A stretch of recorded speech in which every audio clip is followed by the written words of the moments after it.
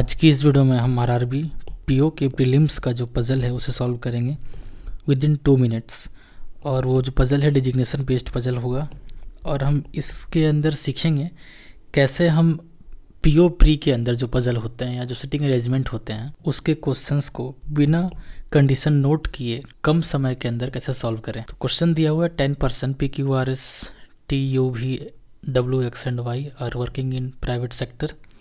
आपको सारे सवाल नहीं पढ़ने होते हैं, आपको बस देखना होता है कि क्या हाँ तो 10 लोग थे, ये आपने देखा, डेजिग्नेशन क्या था ये देखा आपने, और फिर लास्ट में ये देखना होता है आपको कि सीनियर टू जूनियर लिया है कि जूनियर टू सीनियर लिया है। आपको बस इतना देखना होता है। तो इसके अंदर क्या कह रहा है, ये सीनियर टू जूनियर लिया है। ये कह रहा है clerk chairman is the senior most employee and clerk is the junior most employee. तो आप सीधा क्या करोगे, आप लिखोगे सबसे पहले क्या था चेयरमैन। आपको पूरा लिखना भी नहीं होता यहाँ पर। चेयरमैन लिखा आपने, ईडी लिखा, जीएम लिखा, डीजीएम लिखा, एजीएम, सीएम, एसएम, एमजी मतलब मैनेजर, फिर पीओ और उसके बाद हमारा आखिरी में क्लर्क। ये 10 डेजिग्नेशन नोट किया आपने। डेजिग्नेशन नोट करने के बाद जो हमारा अगला काम होगा सीधा कंडीशन पढ़ना और इस पर अप्लाई करना। क्वेश्चन के अंदर क्या कह रहा है आगे, only two person are designated between P and S where S is junior to P। ठीक है, फिर कह रहा है P is junior to the one who works as DGM। अब देखो DGM से नीचे P है तो हम क्या करेंगे, जितने भी नीचे पोस्ट हैं लिख देंगे। ठीक है, फिर क्या कह रहा है, देखो इतने कंडीशन बनेंगे नहीं, 2 या 3 कंडीशन के अंदर सारे खत्म हो जाएंगे, 2-3 ही बचे रहेंगे, बट आपको नोट करना है। फिर क्या कह रहा है, only 2 person are designated between P and S, ये कह रहा है।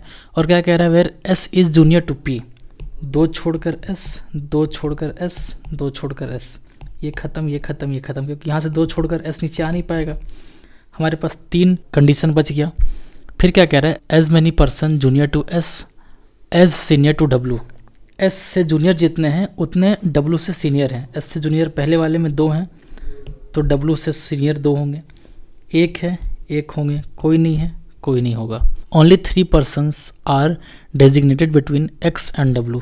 ठीक है, 1 2 3 1 2 3। यहाँ देखो कंडीशन गलत हुआ क्योंकि यहाँ से 3 करने के बाद X यहाँ आ रहा बट यहाँ P है, तो ये भी कंडीशन जो है रॉन्ग हो गया।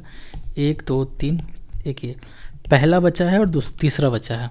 फिर क्या कह रहा है, T is 3 person senior to X। ठीक है, X से 3 person सीनियर T है,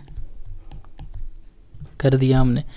फिर क्या कह रहा है, V is immediately senior to Q but junior to the one who works as CM। देखो CM कहाँ है, CM यहाँ है। ठीक, वो क्या कह रहा है कि V जो है इमीडिएट सीनियर है, मतलब दोनों साथ में आएंगे, Q और V साथ में आएंगे दोनों। तो देखो CM से नीचे कहाँ जगह है आने का, ये जगह है V और Q।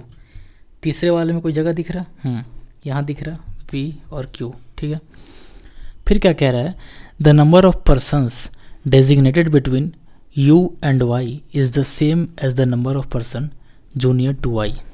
ठीक है, U और Y के बीच में उतने ही लोग हैं जितने Y से जूनियर हैं। ठीक है, अगर हम Y को यहाँ रखते हैं तो Y के जूनियर कितने हैं, 1 2 3 4, तो इनके बीच में भी 4 होंगे, 1 2 3 4। हम U यहाँ रख सकते हैं।